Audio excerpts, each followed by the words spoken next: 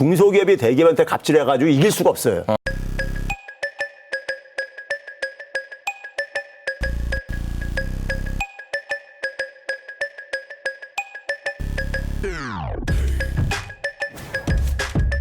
한동안 대한민국을 완벽하게 뒤덮었던 이슈죠. 그렇죠. 한일 관계 이슈. 과연 어떻게 돌아가고 있는지 이야기를 좀 들어보면 좋을 것 같습니다. 건국대 경제학과 최백은 교수님. 안녕하세요. 실제로 이 불매운동이 효과를 보고 있는 듯한 느낌이에요. 예. 일본 여행업 같은 경우에는 큰 위기를 겪고 있다고 하는데요. 대마도 같은 경우에는 관광객 수가 90%가 줄었다고 하고요. 수입산 맥주 같은 경우에는 99.9% 감소했다고 합니다. 어떤가요? 일부 전문가들은요, 불매운동으로 인한 피해액이 일본 경제 규모에 비해서 크지 않다, 타격이 없을 것이다 이렇게 맞습니다. 생각을 하시는데요. 네. 일본 경제 같은 경우는 내수가 한 80이라고 한다면은 네. 한 20이 수출이에요. 근데 문제는 뭐냐면은 내수가 정체 내지는 감소하는 이런 경제 구조예요. 예. 지난 5년 동안에 가계 소비가 한 1,000억 엔 이상이 줄어들 정도로요. 20이 했던 수출이 21로 증가하지 않으면은 경제 규모 전체 100을 유지하기가 힘든 이런. 그래서 자그마한 수출 타격이라 하더라도 불매운동이 의미가 있는 것입니다. 또 일각에서는 그 일본 제품에도 한국 기업과 연계돼 있는 기업들이 많기 때문에 선의 피해자가 생긴다. 그런 얘기들이 좀 나오고 있더라고요. 맞습니다. 그건 네. 어쩔 수 없는 게요. 일본하고 우리가 오랫동안 많은 경제 교류를 하고 있기 때문에 네. 그러니까 칼로 무자르듯이 분리되어지는 이런 상태가 아니에요. 그렇겠죠. 여기에 대한 대책은 필요하다고 생각이 들고요. 우리나라 국민들이 불매운동을 초기에는 감정이 격해지면서 무차별적으로 막 찾아내고 그랬었는데 네. 좀 지혜롭게 가능한 한 일본에게 피해가 좀 집중되는 방향으로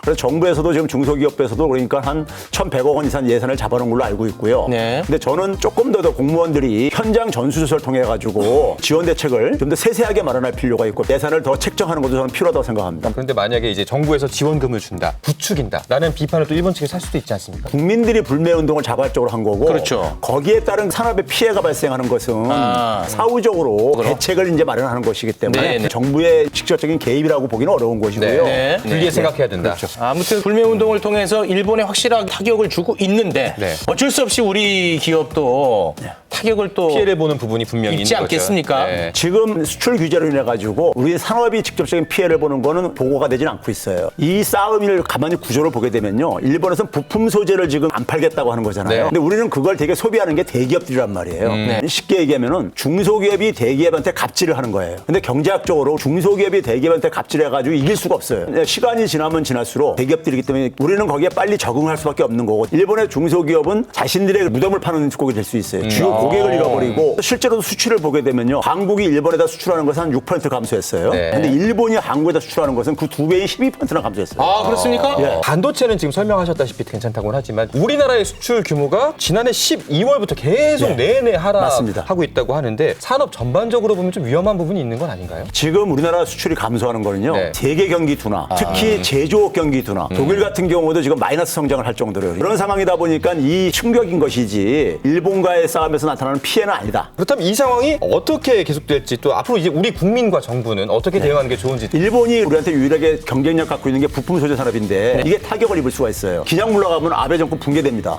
지난 3개월 동안 괜히 분란만 일으키고 효과도 못 보면서 가니까요. 문재인 대통령이 이걸 정확하게 읽고서는 원상 복구해라. 그 대신 뭐냐면 대화의 장은 열어놓겠다. 네. 이런 메시지를 전했고 물밑에서 조율이 되고 있는 걸로 지금 알고 있습니다. 아, 그렇습니까? 네. 한일 군사정보보호협정이 지금 종료를 선언했잖아요. 우리나라. 그걸 통해서 우리가 미중 간의 싸움에서 한 걸음 피할 수 있는 기회를 제공을 해주고 있어요. 미국의 입장은 한미일 간의 군사 동맹을 만들어가지고 중국을 압박하려고 했던 건데 그렇게 하게 되면 중국하고는 적이 될 수밖에 없습니다. 네. 중국하고 무역거래 규모는 한 33% 정도 되고 홍콩까지 포함하면은 네. 반면에 일본은 5%뿐이 안 되는 나라예요. 중국하고 경제전쟁을 한다는 건 상상할 수가 없어요. 그렇죠. 지소미아 종료를 선언함으로써 미중 간의 싸움을 잠깐 비켜설 수 있는 구실을 아베가 지금 제공해 준 거예요. 전화위복이네요. 그렇죠. 그런 손 안 점에- 대고 코 풀었네. 그렇죠. 네.